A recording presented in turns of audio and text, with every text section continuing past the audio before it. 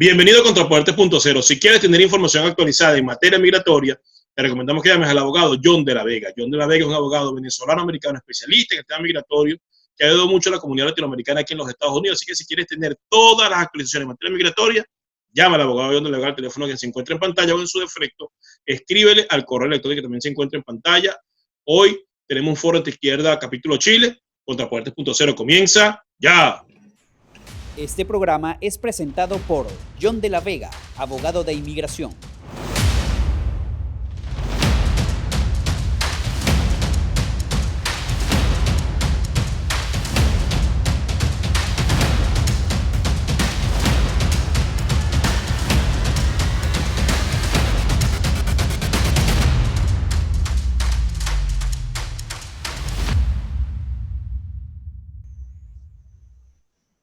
Bienvenido a Contrapuertes.0 con Esteban Hernández y José Antonio Colina. Hoy tenemos un interesante foro antiizquierda, capítulo Chile. ¿Cómo estás, Esteban? Todo bien, Colina, afortunadamente, como lo has dicho, hoy vamos a estar hablando de Chile, porque bueno, han estado pasando bastantes cosas y ha sido como que el país que últimamente había sido el modelo, ¿no?, en la región, y está agarrando un rumbo bastante interesante. Y qué mejor persona para conversar lo que Vanessa Kaiser, ya la conocen, ya han estado en este espacio, ella es PhD en Ciencias Políticas y Filosofía, es además directora del Centro de Estudios Libertarios y directora de la Cátedra Hannah Arendt de la Universidad Autónoma de Chile. Bienvenida, Vanessa, ¿cómo estás? Gracias por la bienvenida, Esteban. Gracias, José, por la invitación. Muy bien, aquí observando como ustedes, aunque desde dentro, lo que sucede en este país. Bueno, bienvenida a Contrapuertes.0. Siempre para nosotros muy placentero y de mucho gusto conversar contigo porque eres una conocedora de la materia. Así es, comparto esa opinión, Vanessa. Y bueno, Vanessa, la vez pasada que nosotros te tuvimos acá, no había todavía sucedido el famoso plebiscito, ¿no? Hicimos el análisis antes de que sucediera esa rotunda victoria, ¿no?, por parte del apruebo. Y por ahí quiero empezar. ¿Qué fue lo que sucedió? 70% contra 30%. ¿Qué pasó allí? O sea, un poco más, 22 contra 78, ¿no? Pero de ese 78, un 49% de la gente que votó está segura de que una nueva constitución va a mejorar su vivienda, va a mejorar su salud, le va a asegurar sus derechos. O sea, que 2 años mínimos de incertidumbre absoluta en contexto de crisis de pandemia, que ya ha hecho que mucha gente, retire su capital del país, donde no van a haber inversiones, va a traducirse mágicamente, como en un cuento de hadas, en que va a mejorar su condición de vida producto de una redistribución. La redistribución es una quimera, porque las 5 familias más ricas de este país, si uno suma lo que ellos tienen, no alcanza ni siquiera para 6 meses de gasto público. Nosotros tenemos un presupuesto fiscal de 77.000 millones de dólares, y por lo tanto, a ese 49% del apruebo, si se le hubiera dicho la verdad, y se le hubiera dicho que con incertidumbre institucional, todos los bienes materiales a los que ellos aspiran mejorar, en realidad solo van a empeorar, hubieran votado rechazo. Ergo, 49 más 22, hubiésemos tenido un 60, ustedes saben mejor matemática que yo, no lo puedo sacar así. Ese es me pillaron mi lado débil, ¿no es cierto? Pero hubiéramos ganado por amplia mayoría en el rechazo. Lo que pasa es que aquí hay un discurso hegemónico que está instalado con el fin de instalar lo que se llama un Estado garantista. El Estado garantista no es un Estado benefactor, no. De hecho, Fillieri, creo que es el apellido de uno de sus autores o de sus promotores más importantes, lo que plantea del Estado garantista es que, primero, la judicatura tiene que estar por sobre la legislatura, o sea, el Poder Judicial sobre el Poder Legislativo, de modo que cada legislación que se apruebe tiene que respetar las garantías de estos derechos. O sea, no son derechos instalados como aspiraciones en la Constitución, sino que derechos que tienen que materializarse. Ahora, ¿qué sucede con eso? Sucede que en la medida en que uno habla de cuáles serían los derechos que hay que garantizar, no es el derecho a la libertad de expresión, no es el derecho a la libertad de movimiento, no es el derecho a la igual ciudadanía. No, acá de lo que se habla es del derecho a un ingreso mínimo. Entonces, el Estado garantista, al menos en teoría, eso es lo que quiere garantizar, un ingreso mínimo que se sostiene sobre la base de un aparato estatal que redistribuye O sea, si yo gano 4 y Esteban gana 2, entonces los dos tenemos que terminar ganando el equivalente, más o menos algo así es, a mí se me tiene que quitar mucho para que Esteban suba, digamos, ¿no? Y para que haya una igualdad de ingresos. Entonces, el Estado garantista, incluso esta es una tercera teoría de cómo plantearse el Estado, rechaza al Estado benefactor justamente por el fracaso que el Estado benefactor tendría en el objetivo final, que es la igualación. Entonces lo que acá en definitiva hay detrás de jueces activistas, todo es una teoría que comparten mucho los poderes judiciales, los activistas de izquierda, dentro de los aparatos judiciales, y por eso es que a nivel penal, por ejemplo, a lo que se aspira es a defender al más débil, ¿ya? Entonces, si viene un asaltante y me roba a mí el auto, y él no tiene auto, ¿quién es el más débil? El que no tiene auto, ¿sí? Y eso hace que, las bases ideológicas que están detrás de eso es la creencia en el determinismo. Eso quiere decir que una persona que nació pobre necesariamente va a quedar pobre, y que una persona que nació rica necesariamente va a quedar rica, cuando Chile, el país latinoamericano de la OCDE que tenía mayor movilidad social. Y no por eso era un paraíso, digamos, o sea, falta mucho por hacer, los paraísos terrenales no existen, eso el ser humano ya debería haberlo asumido, pero como siempre volvemos al tema de la educación, se educa a los niños y después llegan a jóvenes y hasta un cierto nivel de adultez, creyendo en las quimeras de los cuentos de hadas, creyendo que los libertadores los van a liberar. Al final lo que sucede es justamente lo opuesto, y lo hemos visto en Latinoamérica de forma tan reiterada, tan abusivamente reiterada, que lo único que explica que el 49%, que además, cuando uno revisa cuáles son las comunas de Santiago que aumentaron su votación y de forma importante, fueron las más pobres. Entonces, y hubo mucha gente que en contexto de pandemia no fue a votar por miedo al contagio del COVID, siendo que hoy día los datos dicen que Chile, respecto del año pasado, tiene 300 muertos totales más que el año pasado. Entonces, francamente, nos están haciendo retroceder a la fase 2 en la región metropolitana, lo que yo interpreto no como un cuidado por la salud, sino que como un cuidado por la estabilidad política, porque han resurgido los brotes de violencia de forma muy fuerte, intensa, que desequilibran todo el sistema institucional, y este es un gobierno que no tiene la fuerza para mantener el Estado de Derecho. Incluso ahora se habla de una reforma en Carabineros, para que Carabineros, que es la policía en Chile, digamos, pues aprenda a aplicar la fuerza proporcional. O sea, si me tiran una piedra, yo tengo que tirar una piedra de vuelta. Ahora, ¿qué pasa si somos 10 carabineros contra 100 que tiran piedra? O sea, la verdad es que es esquizofrénico. Ahora, pero el tema... ¿Podrías explicarnos un poco cómo sería ese proceso de referéndum, o cómo se va a llevar el proceso? Ya fue aprobado, ok, pero ¿cómo sería? ¿Van a elegir unos constituyentistas? ¿Cómo funciona el proceso como tal? Bueno, hay dos vías. Hay una vía que es la institucional y otra vía que es la rupturista. Entonces, la rupturista, lo que se supone que lo que se va haciendo es desmantelar la vía institucional. Y la forma más importante de hacerlo es deslegitimando la actual Constitución. El pacto del 15 de noviembre lo que dice es que esta actual Constitución continúa vigente y que hay un referéndum de salida en que los chilenos tienen que aprobar o rechazar la nueva Constitución que van a redactar los constituyentes, ¿sí? Esta asamblea de constituyentes. Bueno, en caso de que se rechace esa nueva Constitución, sigue vigente la actual Constitución. Pero ¿qué es lo que están haciendo los políticos? Los políticos, a través de un parlamentarismo de facto, nosotros tenemos un sistema presidencialista, no un sistema parlamentario. A través de un parlamentarismo de facto están desmantelando la Constitución con resquicios legales que, por ejemplo, han permitido el retiro 2 veces de fondos de pensiones sin restablecer los retiros, y que han beneficiado a la gente que, o sea, 2 de cada 3 pesos del primer retiro que se retiraron era de gente que no había bajado sus ingresos. O sea, el objetivo es desmantelar el sistema de pensiones, y eso, como es inconstitucional, se hace a través de resquicios constitucionales. Entonces, son cláusulas transitorias.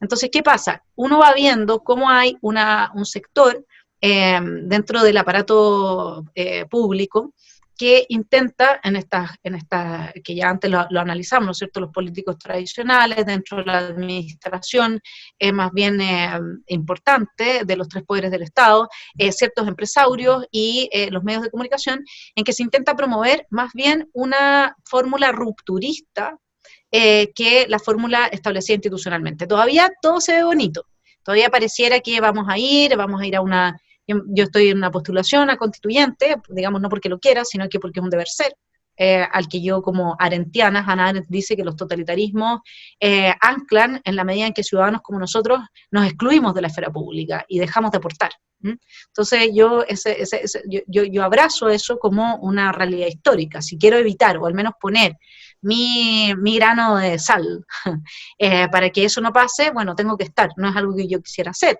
Sin embargo, acá la demanda por poner ese grano de sal es muy alta, y se supone que vamos a tener elecciones. Las elecciones además se van a hacer, por ejemplo, va a haber ley de paridad, es decir, tiene que haber la misma cantidad de constituyentes hombres que mujeres, lo cual no estaba en el pacto inicial. Ahí ves otro intento rupturista de lo que se había pactado inicialmente.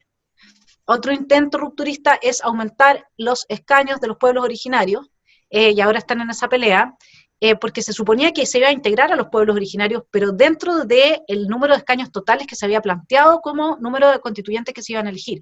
Y ahora lo que quieren es sumar, con eso aumentar aún más la cantidad de gente. O sea, imagínate 200, 300 personas discutiendo una nueva constitución. O sea, eso va a ser una bolsa de gatos que no tiene buena proyección. No hay...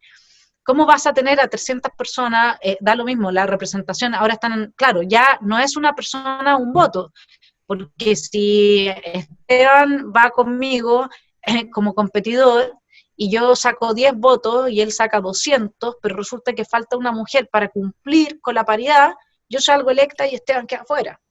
Entonces ya no, se rompe el principio democrático de una persona un voto. Lo mismo pasa con el tema de los pueblos originarios, en que quedan a una sobrerepresentación absoluta respecto de el resto de los que supuestamente no son pueblo originario, cuando la mayor parte de Chile es resultado de mestizaje, digamos, todo el mundo tiene algo de pueblo originario, y muy pocos del pueblo originario conservan su cultura, y es más, muy pocos la conservan de modo que no sea instrumentalizada con objetivos y fines políticos que no tienen absolutamente nada que ver con su condición de originario y de una cultura que habría que preservar y rescatar. Entonces, lo que se está haciendo, avanzando lentamente, es como en las dos vías, la vía rupturista y la vía institucional. Y hay un proceso de parte de quienes promueven la vía rupturista de deslegitimar todo lo que se está haciendo en la vía institucional. Entonces, en la medida en que, por ejemplo, antiguos políticos quieren presentarse como constituyentes, dicen, los políticos de siempre y las élites de siempre van a capturar esto, y nosotros, que somos los representantes del pueblo, que siempre se arrogan la representación de un pueblo que no ha votado nunca mayoritariamente por ellos, ¿no es cierto?, somos los que tenemos que evitar que esto suceda. Ahora, ¿cómo se ha evitado que esa vía rupturista se encienda de forma definitiva? Con la pandemia, con la excusa de tenerlos a todos encerrados, tapada la boca y encerrados en sus casas. Eso es lo que se ha hecho. Porque si no tuviésemos la pandemia, entonces ya desde marzo en adelante la agenda de movilizaciones violentas estaba copada todos los días. Chile seguía ardiendo, digamos, o sea, de Arica a Punta Arenas.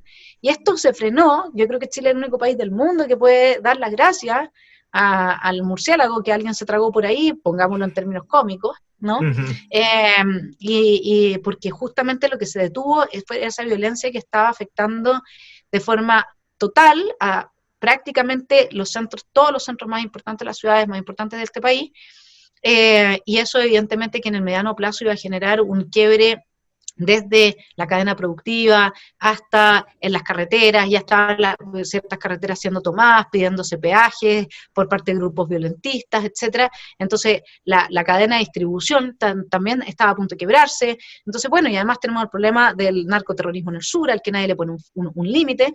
Y cuando hablan de pueblos originarios, en el fondo quienes se van a postular son estas personas que dicen representar al pueblo originario mapuche, que son la mayoría, digamos, dentro del pueblo originario, el pueblo mayoritario, pero esa gente tiene al pueblo mapuche callado, ha matado a hijos de loncos y de machis que son intocables supuestamente, los ha asesinado por no estar de acuerdo con la causa narcoterrorista, que no tiene nada que ver con el pueblo originario mapuche, sino que se ha capturado esa bandera. Entonces, ¿quiénes van a ir de constituyentes? Bueno, gente que es narcoterrorista. Entonces, no se ve bien, digamos, nadie que tenga yo tengo algo más de dos de frente, yo lo hago estoy muy consciente del asunto, digamos, ¿no? De que no va a ser una situación agradable y que uno se va a exponer a un detrimento de la calidad de forma importante, pero bueno, así es la vida, digamos, donde maldita la suerte, dice Hamlet, ¿no? Que me haya tocado a mí enderezar el rumbo de las cosas, no es que me haya tocado a mí sola, pero a todos los que de alguna manera sentimos que tenemos que estar acá frente a un escenario tan adverso. Y fíjate algo, Vanessa, son tan pro mapuches que hasta asesinaron a uno porque era carabinero, ¿no? A ese nivel de ilógico, ¿no? Llega a la izquierda y bueno, de verdad te felicito y te aplaudo esa postura que estás teniendo y esa es el tipo de postura que este lado tenemos que tener. Así no nos guste la política, hay que meterse cuando es el deber, ¿no? Por evitar la caída del país, en este caso de Chile, que es la joya de la corona, por así decirlo en este momento. Ahora bien, Vanessa, con todo eso que me estás diciendo, me deja, la verdad, bastante preocupado, porque, bueno, es el único país, como lo dijiste, que le tiene que agradecer a la pandemia que de una u otra manera bajó la tensión política, ¿no? Que los mantuvo ahí encerrados. En caso de que la pandemia se acabe o en caso de que ya la gente le deje de prestar atención a eso, ¿qué estrategias se pueden utilizar para evitar que la izquierda vuelva a hacer lo que hizo el año pasado? Yo creo que lo único que uno puede decir en esto, y yo trato de decirlo cada vez que doy una charla o que converso con la gente, la fe está en el individuo, y la izquierda la tiene en el colectivo, pero en pequeños colectivos muy bien organizados, que son los que quiebran la voluntad mayoritaria. Si la izquierda lo ha logrado una y otra vez en la historia de la humanidad, desde Lenin en adelante, entonces, ¿por qué nosotros no podemos tener la fe en que en lugar de un colectivo, un grupo bien constituido de individuos con, digamos, el corazón republicano bien puesto, pueda hacer una diferencia notable en el rumbo en el que van las cosas? Y para persuadir, digamos, de la importancia que tiene esto a nivel individual, porque son los individuos los que se tienen que convencer. Uno no solo de pan vive el hombre, si no sacas nada con decir, mira, el país va a tener una crisis económica salvaje, mucha gente va a volver a la pobreza, tu calidad de vida se va a deteriorar y ya no vas a tener los productos. Piensa en Argentina, o sea, es así de simple, ¿no? Donde tú vas a un supermercado y no tienes ni un décimo de los productos que tienes en Chile, ¿no? Entonces, eso no sirve. Acá lo que hay que ir es al espíritu épico, de alguna manera. Hannah Arendt lo trabaja muy bien y te dice lo siguiente: ¿cuál es la diferencia entre tu persona, tu ser humano, y cualquier mascota que tú puedas tener?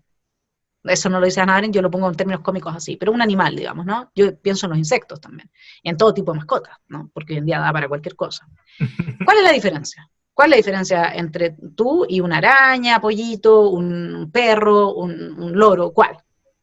La diferencia más importante que tenemos los seres humanos respecto de cualquier otro animal o ser viviente en el planeta es que nadie le escribiría una biografía a su perro. Nadie le escribiría una biografía a su araña. ¿Por qué? Porque es irrelevante. Todos sus días transcurren exactamente igual, porque no tiene libre arbitrio, porque no puede hacer una diferencia, porque no puede marcar ninguna diferencia en su devenir. Eso es lo que a nosotros nos constituye como individuos y como personas con un valor.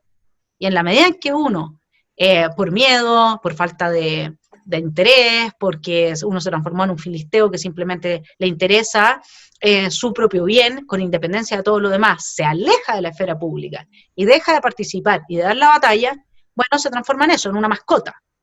Como dijo bien AMLO, ¿no? Los pobres son como la mascota a los que hay que alimentar. Bueno, esa es una condición que cada quien, pensándolo para sí mismo, es algo de lo que estaría orgulloso, sobre lo cual puede fundar su vida y su existencia con un sentido que le genere una cierta sonrisa, por último, por la aventura vivida.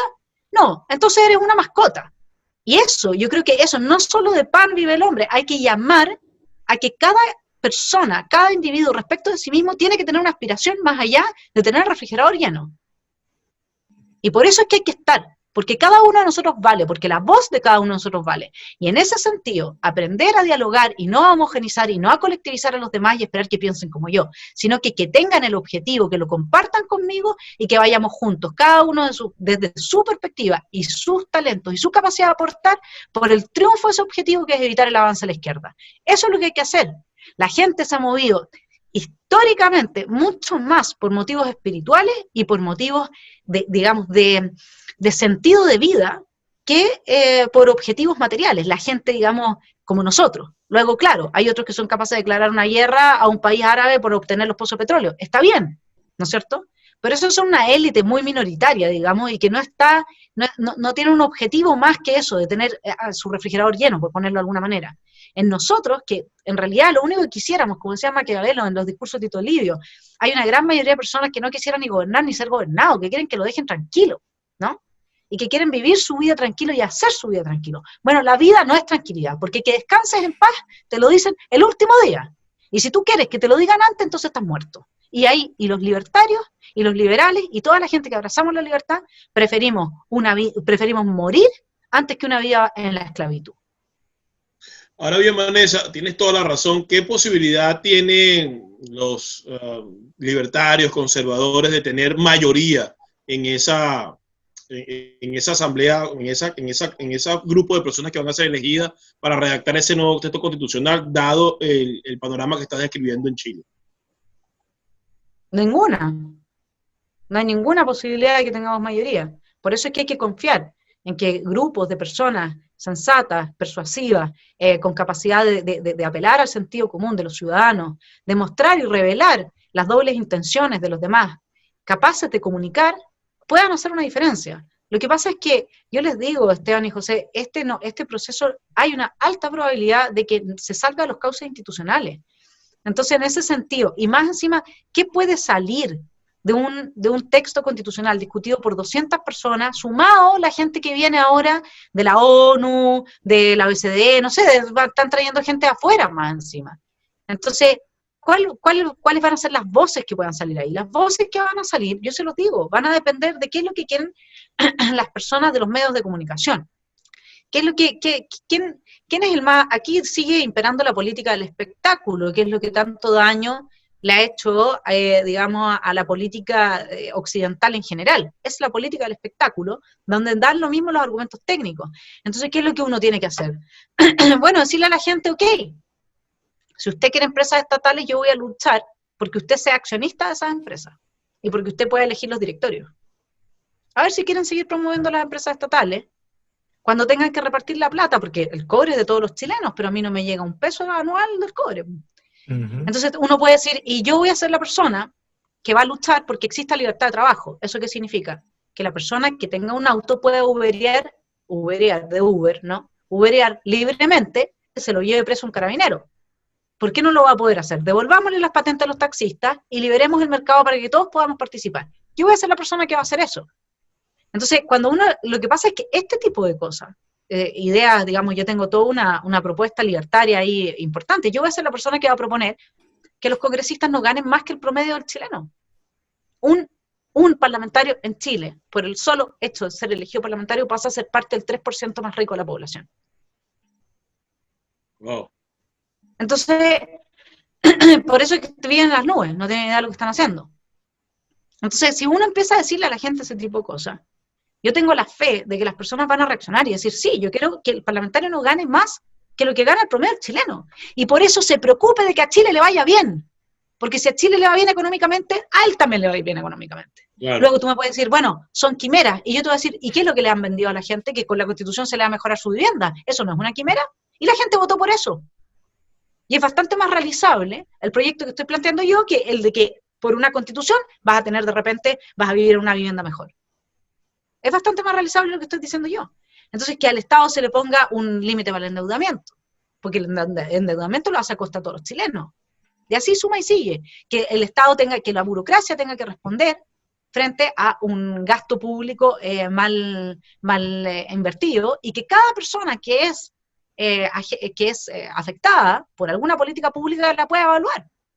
Que existan evaluaciones de quienes son afectados por las políticas públicas, para ver qué es lo que opina esa gente. Nosotros tenemos 300 programas de política pública de menos de $3 millones. ¿Ustedes se pueden imaginar a quién llega eso? A nadie, se lo roban todo. Entonces, todas esas cosas, yo creo que si un par de personas más se empiezan a reunir, y si en los medios de comunicación tenemos la oportunidad de transmitirlo, existe una posibilidad, la gente empiece a demandar más de esta voz que de la voz que hoy día les ha vendido el cuento.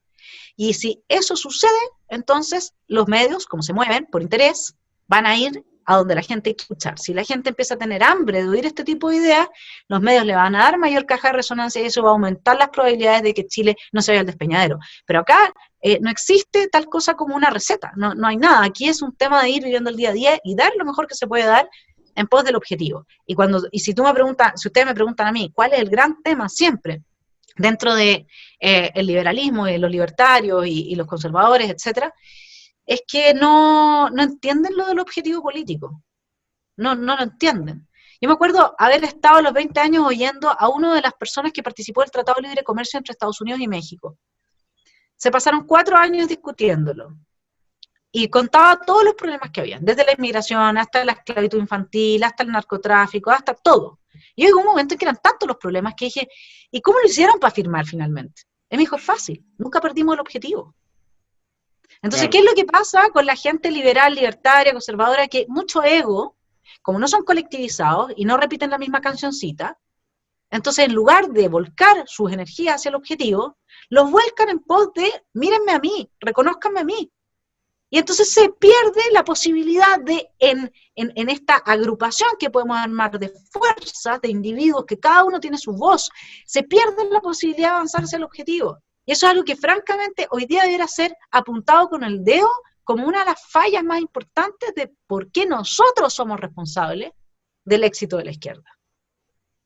Así es, bastante importante. Y fíjate algo, Vanessa, ya para ir finalizando, hay un tema allí que nosotros de hecho lo hemos discutido acá, y que obviamente desde nuestra tribuna estamos tratando de justamente hacerle la batalla a eso, y que tú lo acabas de mencionar, que es el tema de los medios de comunicación, ¿no? Porque los medios de comunicación son los que están generando la matriz de opinión, en donde un grupito muy pequeño, pero bien organizado y financiado, lo hacen ver como si fuese la mayoría de las personas, y logran incluso influenciar a la persona que hasta hace 2 días no estaba pensando en la causa que se hayan inventado. La constituyente es un gran ejemplo. En Chile. Nadie creía en la constituyente, a nadie le importaba y después te metieron eso en la cabeza, ¿no? Entonces, en el aspecto de Chile e incluso de toda la región, para salirnos un poco, aunque obviamente centrado en Chile, ¿cómo podemos hacer para hacerle frente a esos medios de comunicación que lo que están es envenenando y desinformando a la gente? Esa es una pregunta muy difícil de responder porque detrás de los medios están los empresarios. Y los empresarios lucran con que a ellos, como empresarios, se los acuse, se los destruya, se avancen banderas que justamente terminan con ellos en el paredón, ¿no es cierto? O terminan con ellos exiliados. Ellos no tienen, en general, ese tipo de élites tiene escasas luces respecto a la historia, la cultura, la política. O sea, hay que hacer un trabajo a nivel de élites importante de cultivar. No solamente, yo no tengo nada en contra del fin de lucro, pero entender de que si tu fin es el lucro y destruyes las condiciones que te permiten avanzar tu fin, entonces ya no vas a poder lucrar. Son gente que tiene una formación lamentablemente dada desde la culpa, desde como yo soy rico, el otro es pobre y yo tengo la culpa, y eso es el mal legado de un cristianismo mal entendido, porque el cristianismo es amar al prójimo como a ti mismo, no es andar mirando ni enjuiciando al otro. De hecho, la parábola de la cizaña y el trigo dice, ¿no? Que tú no tienes que el juicio no te corresponde a ti, el juicio es de Dios, ¿sí? Entonces, ni siquiera sobre ti mismo en esos términos, autoconciencia sí, pero no un juicio. Entonces, esta gente que es fácilmente persuadible de, bueno, yo manipulo tu instinto digamos, de culpabilidad, porque ahora ya esto deviene en un instinto, y entonces tú te sientes bien, sientes una gratificación, un placer, en la medida en que promueves una causa que va en contra de gente como tú, porque tú te sientes culpable de ser tú. Y ahí es donde está el problema psicológico de los empresarios que están detrás de los medios de comunicación, en general, los más naif. Y luego, bueno, evidentemente que están los otros que sí avanzan políticas que pretenden desmantelar los países, porque después, una vez que tienen que volver a armarlos, a menos de que se instale una dictadura como la de Chávez y después Maduro, pero una vez que los vuelven a armar, se pegan una pasada, ¿no es cierto?, en que sacan mucho dinero de la gente y se enriquecen con el desmantelamiento y la destrucción institucional y económica del país. Entonces, los hay malos, esos son los malos, y los hay los que tienen un sentimiento de culpa, con los cuales sí se podría dialogar, para que no sean manipulados por una izquierda intelectualmente mucho más avanzada que ellos, que les lleva años luz incluso a gran parte de los liberales que todavía no tienen ni siquiera una respuesta para cuando le dicen es que tú tienes una falsa conciencia. No tienen respuesta frente a esas cosas porque no han estudiado esas cosas. Por eso es que ese llamado que hace Agustín Laje o que puedo hacer yo mucho y también lo hace el Axel, que estudiemos a los autores de izquierda para que entendamos cómo responder al avance de ellos, porque ellos por algo están avanzando y para eso hay que saber cómo lo están haciendo y por qué tienen ese éxito. Una pregunta, Vanessa, ¿la influencia de las redes sociales en Chile en la población tiene alta influencia o está por debajo de la influencia que pueden tener los medios de comunicación?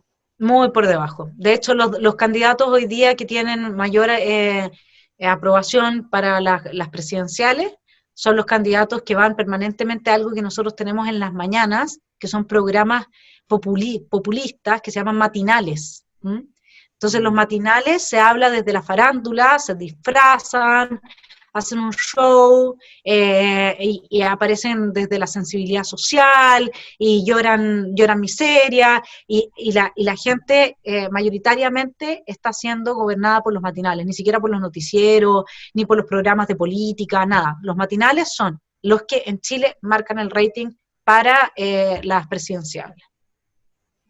Bueno, esto es una realidad bastante lamentable, Vanessa, pero justamente la posición que hay que tomar no es la derrotista de, bueno, ya avanzaron, ya no hay nada que hacer, sino posiciones como la tuya, que de verdad te lo repito, te lo aplaudo, y cuentas con todo el apoyo de acá de Contrapoder 3.0, de la página web que también tenemos, que sabes que ahí le hacemos la cobertura a las cosas que están sucediendo en Chile, porque justamente lo que tenemos que empezar a desmantelar es eso, esa matriz de opinión que esta gente ha creado a nivel internacional, donde manipula la información y envenena a una persona que está desinformada, que está buscando quien le venda, digamos, el paraíso cuando sabemos que el paraíso no existe. Muchas gracias, Vanessa, por habernos acompañado hoy en Contrapoder 3.0. Siempre un placer. Muchas gracias a todos. Saludos a vuestros auditores. Que estén muy bien. Muchas gracias. Bueno, con ustedes estuvieron a Vanessa Kaiser. Ella vive en Chile y, bueno, el movimiento libertario y aspirante a participar en esa constituyente, dando la pelea desde adentro, como dijo Esteban. Yo también aplaudo esa posición valiente de Vanessa, que deberían asumir todos los que están de este lado de la ideología, de este lado de la acera. Pienso que eso es lo correcto. Bueno, esto ha sido todo por hoy en Contrapoder 3.0, el programa de la derecha en Factores de Poder, que definitivamente es el canal de la información, y esta es nuestra última transmisión por el año. Los próximos 15 ya vamos a tener los mejores programas que tuvimos durante el año. Nos volvemos a conectar nuevamente el 4 de enero, cuando estaremos regresando con las pilas cargadas y sobre todo para enfrentar con mucha firmeza y con mucha fortaleza pues los retos del venidero año. Que tengan una feliz Navidad y un venturoso año 2021. Esteban, te doy una oportunidad también para que te dirijas a nuestros seguidores. Sí, muchas gracias, Colina. Justamente lo quería hacer, ¿no? También les deseo a todos nuestros seguidores una muy feliz Navidad, un próspero año 2021 y que el 2021 sea el año donde realmente nos logremos organizar como fuerza política, en donde realmente en el 2021 lograremos ponerle un freno a la izquierda. Esta entrevista, este foro que hicimos con Vanessa, a mí me deja preocupado, Colina, porque una imagen que uno tenía de Chile es que, bueno, era el país modelo de la región, ¿no? Y si es el país modelo es porque la ciudadanía algo está haciendo bien. Bueno, resulta que todos, por muy grande que sea el país, por un punto de riqueza muy alto al que se haya llegado, absolutamente todos los países pueden caer bastante bajo si se las manipula. El llamado es a que sigan apoyando justamente los contenidos alternativos, a que en este 2021 nos comprometamos mucho más con la causa. El que tenga dinero que financie, el que tenga medios que produzca contenido, el que haga activismo que lo siga haciendo y que lo intensifique y que se busquen hacer las alianzas con las personas que realmente